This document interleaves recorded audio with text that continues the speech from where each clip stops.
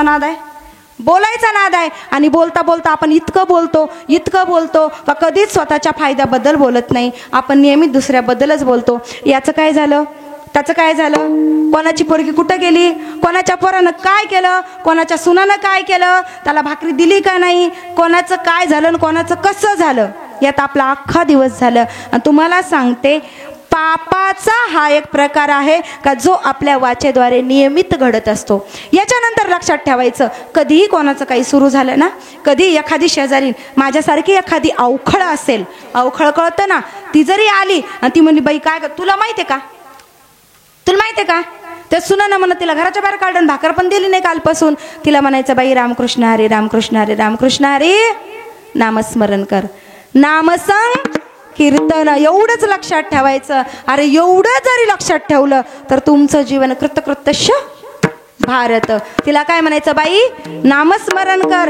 एखादी आली, अगं तिनं काल हे केलं, काल ते केलं, तिनं असं केलं, तिनं तसं केलं, एकच म्हणायचं बाई रामकृष्ण हरी. तुम्हाला सांगते, पुढच्या वर्षी तुमच्या गावात एवढ्या सडका झाल्या, एवढ्या नाल्या झाल्या, पण पुढच्या वर्षी जर तुम्ही एवढं वर्षभर केलं ना, तर तुम्हाला सांगते तुमच्या गावात एक वेगळाच उत्सव निर्माण होईल, एक वेगळाच आनंद निर्माण होईल. या गोष्टी कधीच करायच्या नाही. महिला मंडळ, सगळ्यात भयानक पाप म्हणजे वाचेनं केलेलं पाप. बोलता बोलता आमच्या महिला मंडळ म्हणतात त्याचं असं हो, तसं हो, तसं हो. अगं बाई, कावळ्याच्या श्रापाने ढोरं मरता का? तुमची आमची वाचा एवढी शुद्ध आहे का बरं, एवढी पवित्र आहे का सांगा बरं? का तुम्ही बोलले आणि लगेच झालं, एवढी शुद्ध वाचा आहे का? का श्राप द्यायला लगेच झालं? त्या वाचेला शुद्ध करण्यासाठी तर संत सांगतात ना, नामसंकीर्तन करा, नामाचं आचरण करा, नामाचं कीर्तन करा, नामाचं मनन करा, चिंतन करा, पठन करा. कशासाठी आहे?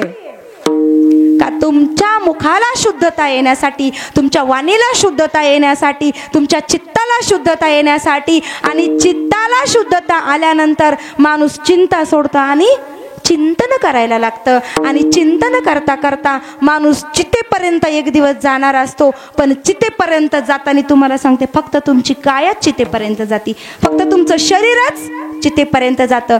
तुमचा आत्मा भगवंताची विलीन होतो. लवणाची कुंजरी मिळालिया सागरी, ती परतेची ना माघारी होय जैसी. जेव्हा एखादी ती मिठाची हत्तीन असते आणि मिठाची केलेली हत्तीन एखाद्या पोराने दुधना नदीमध्ये नेऊन टाकली, भरभक्कम पाणी आल्यानंतर मला सांगा, वरच्या उतारावर टाकली तर खालच्या उतारावर कोणाला सापडन? ती कोळी मामाला आहेत का नाही? कोळी मामा आता नाहीत वाटतं. वरच्या उतारावर जरा मिठाची हत्तीन टाकली तर खालच्या उतारावर कोळी मामाला सापडेल का? सापडेल का? कुठे जाईल ती? पाण्याशी एकरूप होईल, पाण्यात विलीन होईल. आणि ते होण्यासाठी तुम्हाला सांगते, फक्त चिंतन करा भगवंताच्या नामाचं. पाप करू नका, याचं असं व्हावा, त्याचं तसं व्हावा. तू नाही म्हणली बाई तरी जे व्हायचं ते होणार आहे, आणि तू म्हणली तरी बी ते होणार नाही. भगवंताच्या नामाचं चिंतन मुखाने करा, भगवंताच्या नामाचं स्मरण मुखाने करा. डोळे झाकल्यानंतर भगवंताचे गुण आठवा, भगवंताचं स्वरूप आठवा. आणि त्याने तुमच्या पापाचा डोंगर क्षय होणार आहे. म्हणजे काय? जाळून निघणार आहे. तिसरं पाप आहे मानसिक पाप. तुम्हाला सांगते, माझ्यासारखे जे कीर्तनकार असतात ना, त्यांना एवढं माहिती आहे. तुम्हाला सांगते, आम्ही लोकाला सांगतो म्हणून आम्ही मोठ्यानं बोलून दाखवणार नाही. कारण लोक उद्या तुम्हीच म्हणताल का हो, त्या गादीवर उभं राहिलं, भले सांगत होते असं करा तसं करा तसं करा, आणि तुम्हीच बरं म्हणता याचा नाश होऊ द्या, त्याचा बांध पेटू द्या, त्याच्या सोयाबीनमध्ये ढोरं जाऊ द्या, तुम्ही बरे म्हणता. म्हणून आमच्यासारखे काही लोक असतात का जे मनाने सुद्धा दुसऱ्याचं वाईट चिंतन करतात. मनाने बघा, कायाने, हाताने आपण त्याच्या वळईला आग लावली का? नाही लावली. तोंडाने सुद्धा म्हणलो नाही याची वळई पेटाव, म्हणलो का? नाही. पण मनात आलं माऊली याच्या वळईला आगच लागाव. मनात आलं. कुठं आलं? मनातल्या मनात आलं. आंतरिक बडबड झाली, आणि आंतरिक बडबड झाली त्याची सुद्धा गंती तुमच्या पापामध्ये झाली. तो सुद्धा शब्द तुमच्या पापाचा डोंगर वाढवण्यासाठी इथं कारणीभूत ठरतो. म्हणून तुकाराम महाराज म्हणतात, नाम संकीर्तन साधन पै सोपे, जळतील पापे जन्मांतरीचे. याने काय होईल की तुमच्या जन्मीच्या पापाचा इथे क्षय होईल, इथे नाश होईल. बरं, हा फक्त तुकाराम महाराज काय म्हणतात, माझं पटत नसेल ना बाबा, जाऊन पहा नामाने कोणाकोणाचा उद्धार केला. शुक याज्ञवल्क, दत्त कपिल मुनी, हरीस जानोनी हरीच झाले. कोण कोण? शुकदेव, याज्ञवल्क, दत्त कपिल मुनी भगवंताचं नामस्मरण करता करता भगवत प्राप्त होऊन गेले. अनन्यास चिंतयन्तो मां ये जना पर्युपासते तेषां नित्याभियुक्तानां योगक्षेम वहाम्यहम्. आणि जेव्हा तुम्ही नामाचं चिंतन कराल, जेव्हा तुम्ही नाम धारण कराल, तेव्हा मात्र तो भगवंत जो आहे, तो परमात्मा जो आहे, तो तुमचं सगळं काही सांभाळून घेतो. तुमचं घर, तुमचं दार, तुमचा संसार, तुमचे लेकरं, तुमचे बाळ, सगळं काही तो सांभाळून घेतो. खोटं वाटत असेल मला सांगा, नाथ महाराजांच्या घरी किती वर्ष काम केलं श्रीहरीने? किती वर्ष? 36 वर्ष काम केलं. 3 तप काम केलं. कोणी? भगवंताने काम केलं. जनाबाई संगे दळू कांडू लागे, श्रीखंड्या चंदन उगाळून देई. काय हे भगवंतानी केलेलेच काम आहेत ना. बरं का केलं? भगवंताला तिकडे वैकुंठामध्ये काही काम नव्हतं म्हणून आले होते का? चला तिथं काही काम नाही, मग आता इथं जाऊन तरी करू, अशामुळे आले होते का? नाही. कारण नामाचा धारक कोण आहे, नाम साधित कोण आहे, नाम कोणी धारण केलेलं आहे, त्याचं सगळं काही कोण सांभाळतो? भगवंत सांभाळतो. विठ्ठला विठ्ठल.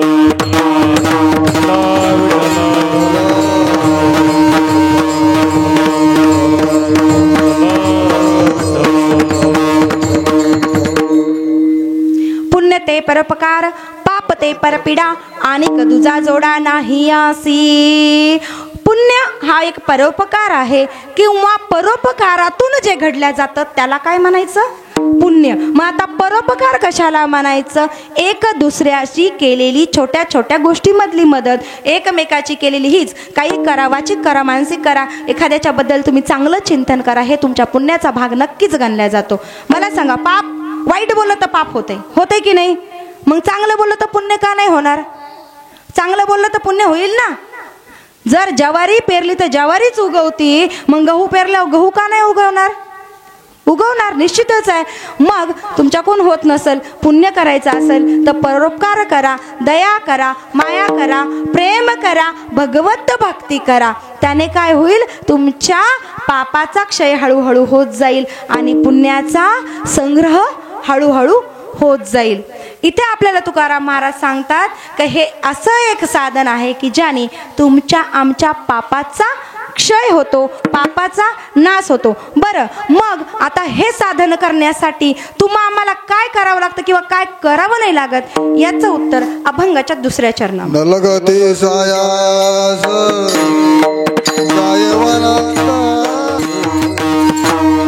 अभंगाच्या 1ल्या चरणामध्ये आम्हाला सांगितलं की नामस्कीर्तन काय आहे? सर्वात सोपं आणि काय आहे? सुलभ असं साधन आहे. कशाचं? भगवत प्राप्तीचं. त्यानं काय होतं? तर तुमच्या आमच्या अनंत जन्माच्या पापाचा नाश होतो. बरोबर आहे. मग हे साधन साधण्यासाठी किंवा भगवंताशी एकरूप होण्यासाठी आपल्याला काय करावं लागतं? आपल्याला कुठल्याही प्रकारचे सायास म्हणजे काय? कष्ट लागत नाहीत. अगदी एखादी झोपडी बांधावी लागत नाही, त्या झोपडीमध्ये घरदार संसार सोडून जाऊन राहावं लागत नाही.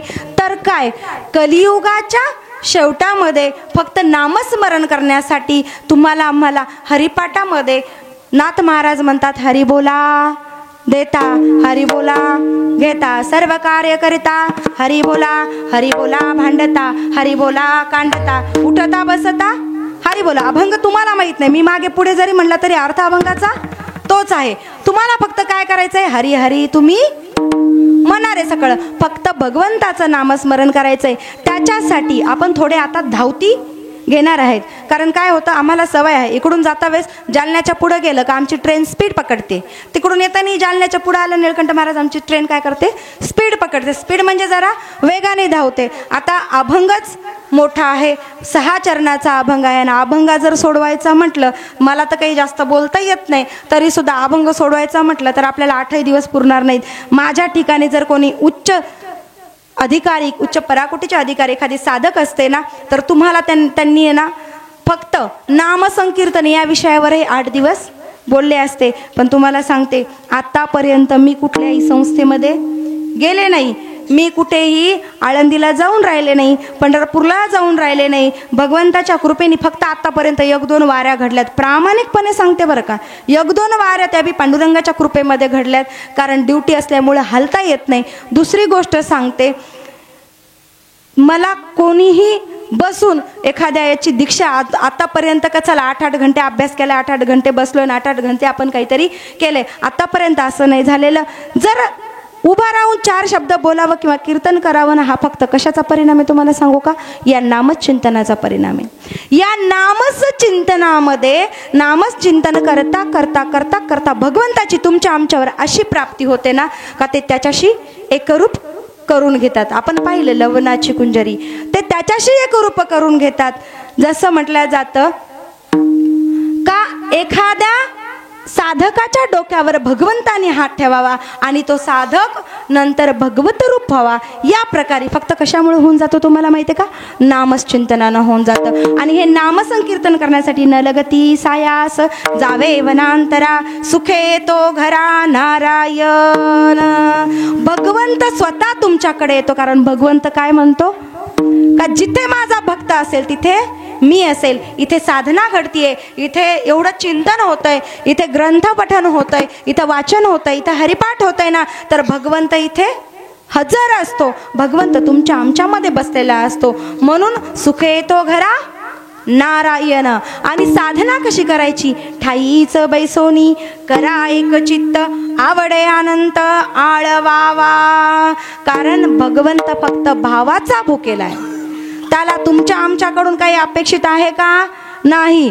जरी आपण 1 लोटा जल घेऊन जात असतो तरी पण आपण काय करतो? तेरा तुझको अर्पण. त्यातच पाणी घेतोय आणि त्यालाच वाहतोय.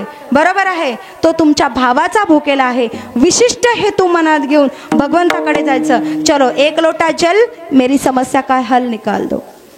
फार चुकीचं आहे. तुम्ही जर भगवंताची 1 लोटा नाही, दिवसभराची 10 लोटे चढवा भगवंतावर, पण कधी? निष्काम प्रेमाने, निष्काम भक्तीने, निष्काम भावाने, कुठलीही वासना मनात न ठेवता. जर तुम्ही त्याच्यावर 1 बेलपत्र जरी ठेवलं ना, तर तो तुम्हाला निश्चित इच्छिले ते पुरवी. इच्छेला देणारा तो आहे, दाता तो आहे. त्यांनी आतापर्यंत आपल्याला सगळं देत आलेलं आहे. हात दिले, पाय दिले, परिवार दिला, घर दिलं, दार दिलं, संसार दिला, वाचा दिली. मला सांगा, आम्हालाच का सांगितले जाते नामस्मरण करा, नामस्मरण करा? कारण अनंत 84 लक्ष योनीनंतर हा जन्म आम्हाला भगवंताने दिला. तो कशासाठी दिलाय माहिती का? भगवंताची प्राप्ती व्हावी म्हणून. कशासाठी? त्याची प्राप्ती व्हावी म्हणून. आणि त्याची प्राप्ती करून घेण्यासाठी त्यांनी संत निर्माण केलं. त्या संतांनी आम्हाला हेच सांगितलंय. काय सांगितलंय संतांनी? नामसंग कीर्तन, नामाचं स्मरण करा, चिंतन करा. कशासाठी? तर या भवसागरातून तरुण जाण्यासाठी. तुम्हाला सांगते, आपण पाहिलं का या भवसागरातून नामाच्या चिंतनामुळे किंवा नामसंकीर्तनामुळे दगड तरले. ऐकलंय आपण? मान्य आहे सगळ्यांना? आओ, दगड तरुण जातात हो, आणि आपल्याकडची तरुण पिढी पिऊन पिऊन रिकामे मरून जातात. स्वतः भाषा घेतात, स्वतः जीव देतात विनाकारण. विनाकारण कशासाठी? पिल्यामुळं. तुम्हाला सांगते, तुम्ही मला माहित आहेत आणि मी तुम्हाला माहित आहेत. राग आला चालेल, काहीच हरकत नाही. पुढच्या वर्षी सुपारी भेटणार नाही, सुपारीसाठी आम्ही कीर्तन करीत नाही. दिलं तर ठीक, सुपारी नाही, अख्खा सुपारीचा डब्बा द्या, घ्यायला तयार आहे. आणि नाही दिली तर आम्ही काही सुपारीवाले नाही आहेत. राग आला तर चालेल, पण खरं सांगते मायबाप, नाही जरी नामस्मरण झालं तरी कमीत कमी चुकीच्या मार्गाला जाऊ नका. म्हणून सांगते, दगड तरुण जातात हो, आणि आपले तरुण पिऊन पिऊन मरून जातात. विठाला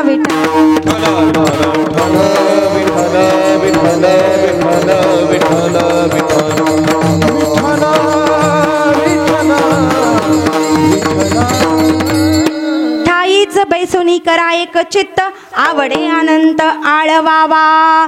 फक्त प्रेमाने भक्तीने त्याला बोलवत राहायचं, त्याचं चिंतन करायचं. कुठे? ज्या ठिकाणी आहेत त्याच ठिकाणी, ज्या ठिकाणी बसलेले आहात त्याच ठिकाणी. अहो तुकाराम महाराज कुठे बसल्यानंतर भगवंताचं चिंतन करायचे? असाला ते करा जेथे तेथे, असाला ते करा जेथे तेथे, असाला ते करा जेथे तेथे, असाला ते करा जेथे तेथे.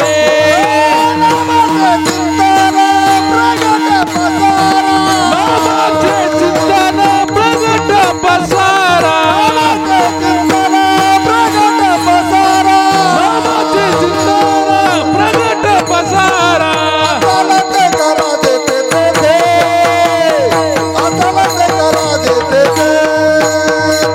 असाला ते करा जेथे तेथे, असाला ते करा जेथे तेथे. करा जेथे तेथे, फार महत्वाचे. जिथे बसलेले आहात ना तिथे बसले आहात. तुकाराम महाराज स्वेच्छाला बसल्यानंतर सुद्धा नामसंकीर्तन सुटत नव्हतं. माझी मज झाली अनावर माचा, छंद या नामाचा घेतला असे, म्हणून ठाईच बसवणी करा एक चित्त, आवडे अनंत आळवावा. बरं, आळवायचं आहे, एकचित्त करायचं आहे, मग मंत्र कोणता म्हणायचा आहे? रामकृष्ण हरी विठ्ठल केशव, रामकृष्ण हरी विठ्ठल केशव, रामकृष्ण हरी विठ्ठल केशव, रामकृष्ण हरी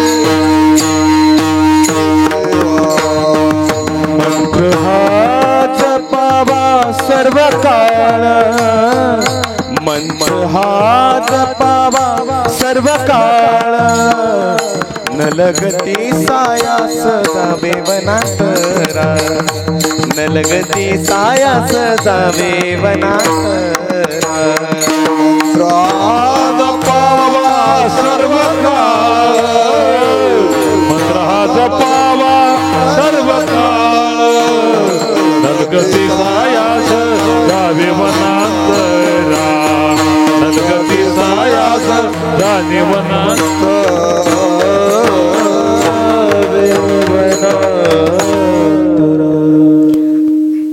मंत्र हा जपावा सर्व काळ. सगळ्यांनी सांगा, कोणता मंत्र जपावा? राम कृष्ण हरी विठ्ठल केशवा. मंत्र हा जपावा सर्व काळ, भविष्यकाळ, भूतकाळ आणि वर्तमान काळ. आधीही जपायचा आहे, नंतरही जपायचा आहे, चालू अवस्थेमध्ये जपायचा आहे. हे पाहण्याची गरज नाहीये. तुम्हाला सांगते, सकाळीही जप झाला पाहिजे, झोपेतून उठल्यापासून ते रात्री झोपेपर्यंत जपच झाला पाहिजे. कधीही कसंही. तुम्हाला सांगते, काही आपण न्यूनगंड जे असतात ना मनात पाळून असतो. बरेच लोक आम्हाला विचारतात, महाराज काय ना, काही महाराज लोक सांगतात की स्वेच्छाला गेल्यानंतर, तिथून आल्यानंतर तुम्हाला जप करायचा नाहीये. अनुष्ठान असेल, काही संकल्प सोडलेला असेल, एखाद्या गोष्टीची सिद्धी प्राप्त करून घ्यायची असेल ना, त्याला ह्या गोष्टी लागू होतात. आणि या गोष्टी सुद्धा कुठे जातात? त्या कर्मकांडामध्ये जातात. आपल्याला कर्मकांड सांगितलंय का? तुकाराम महाराजांनी या अभंगातून आपल्याला सरळ सरळ नामसन कीर्तन, नामाचं चिंतन सांगितलंय. आणि तुम्हाला सांगते, जर जप करायचा असेल तुम्ही कोणत्याही अवस्थेमध्ये, कारण ज्या काही गोष्टी असतात ना, स्वेच्छाला जाणं, हात लागणं, शिवाशिव होणं, व सुतक असणं, अजून काही असू द्या, मासिक धर्म असणं वगैरे वगैरे, या सगळ्या गोष्टी कोणत्या गोष्टीशी निगडीत येतो? तुमच्या देहाशी. बरोबर आहे. सगळ्या गोष्टीचा विटाळ कोणाला आहे? तुमच्या देहाला आहे. मन सुचिरभूत आहे. मन कधीही सुचिरभूत आहे. एनी टाइम एनीवेअर, कधी पण तुमचं मन कधीही सुचिरभूत आहे. ते कधी पण स्वच्छ आहे. ते कशानं स्वच्छ होतं मी आधीच सांगितलं. मनामध्ये कोणाच्याही बद्दल वाईट विचार आणायचे नाही. महिला मंडळ बोलायचं नाही.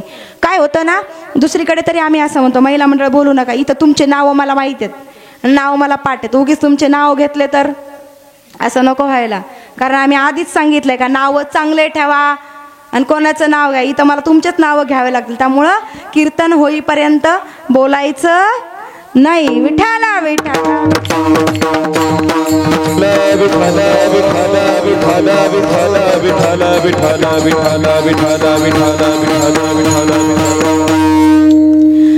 मंत्र हा जपावा सर्व काळ रामकृष्ण हरी विठ्ठल केशवा. मंत्र हा जपावा सर्व काळ. उठल्यापासून झोपेपर्यंत प्रत्येक अवस्थेमध्ये स्वयंपाक करू, घरात जाऊ, बैलाच्या मागे जाऊ, दारे धरू, आऊत आणू, शेत नांगरू, कुठंही असू द्या आपल्याला मंत्र जपायचा आहे. एवढं जरी लक्षात ठेवलं तर आजचं कीर्तन सार्थक झालं. हा अभंग निवडण्याचंच कारण माझं हे होतं. आपलं गाव आहे, आपल्या गावामध्ये बोलायला गेलं तुमचे चेहरे पाहिल्यावर माझं मन भरून येईल किंवा माझं डोळे भरून येतील म्हणून सोपा अभंग मी निवडण्याचं प्रयोजन केलेलं आहे. तुम्हाला सांगते का जिथे पट्ट मला बोलून मोकळं होता येईल. म्हणून तुकाराम महाराज काय सांगतात, रामकृष्ण हरी विठ्ठल की सेवा मंत्र हा जपावा सर्व काळ. कोणत्याही कंडिशनमध्ये कोणत्याही परिस्थितीमध्ये आपल्याला या मंत्राचा जप करायचा आहे, या मंत्राचा पाठ करायचा आहे. आणि या सर्व अवस्थेमधून तुकाराम महाराज आपल्याला अभंगाच्या शेवटच्या चरणामध्ये काय सांगतात. तुका मने सोपे आहे सर्व, तुका मने सोपे आहे सर्व, मने सोपे आहे सर्व, तुका मने सोपे आहे सर्व, तुका मने सोपे आहे सर्व, तुका मने सोपे आहे सर्व, तुका मने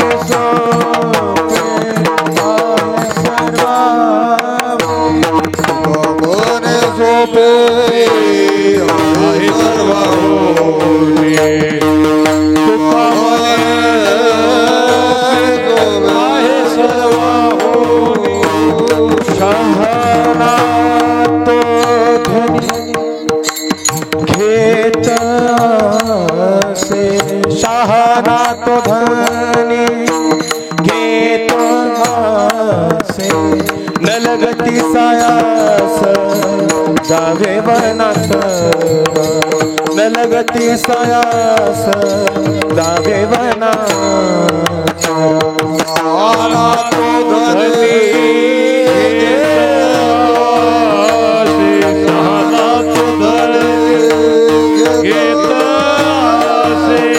नलगती सायास जावे वनात, नलगती सायास जावे वनात, सुखी तो घरा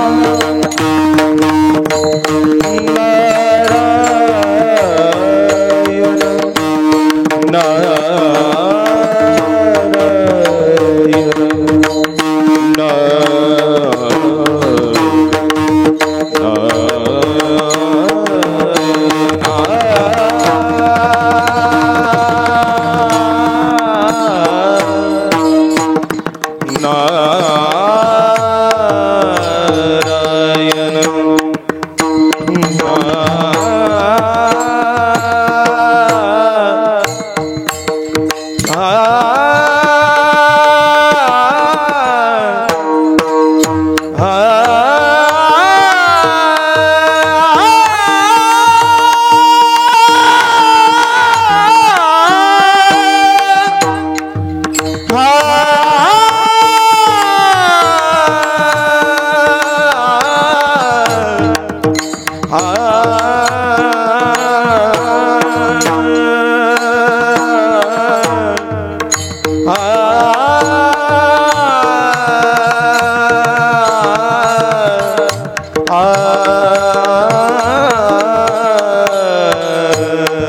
सुखे तो घरा, सुखे तो घरा नारायण,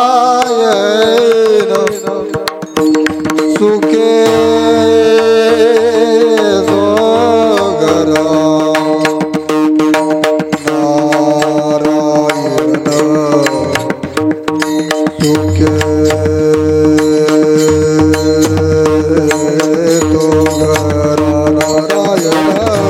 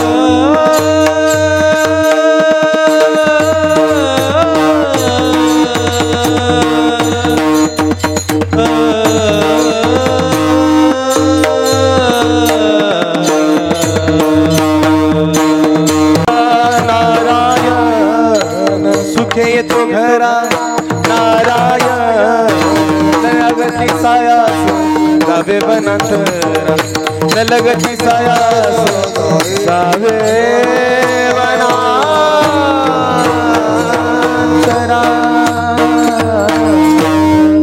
जशा वासनेमुळे आपल्याला जन्माची प्राप्ती होते तसंच तुमच्या आमच्या पापाचा कुठेतरी आपल्याला काय करावं लागतं, बॅलन्स करावं लागतं. पाप कमी झालं, पुण्य वाढलं, पुण्य कमी झालं, पाप वाढलं. या सगळ्या गोष्टीतून आपल्याला जन्माची प्राप्ती होते. बरोबर आहे. याच्यातूनच आपल्याला काय मिळत असतो, जन्म मिळत असतो. आणि या जन्माला आल्यानंतर तुम्हाला सांगते, विशेषतः करून हा जन्म का दिलेला आहे तर तुम्हाला इथे वाचा दिलेली आहे, बुद्धी दिलेली आहे. भगवत प्राप्ती फक्त याच देहामध्ये जन्माला आल्यानंतर आपल्याला भगवंताची प्राप्ती करून घेता येते. म्हणून मला भगवंताने हा देह दिलेला आहे. पण आपण एवढी विषयासक्त होऊन गेलेलो असतात की आपल्याला वाटतं संसार करण्यासाठी, मुलं बाळं मोठे होण्यासाठी, सुना आणण्यासाठी, नातवंड सांभाळण्यासाठी, गाई म्हशी सांभाळण्यासाठी, बंगले बांधण्यासाठी, गाडे घोडे होण्यासाठी भगवंताने हा देह आपल्याला दिलेला आहे. हा आपल्या जीवनातला सगळ्यात मोठा चुकीचा समज आहे.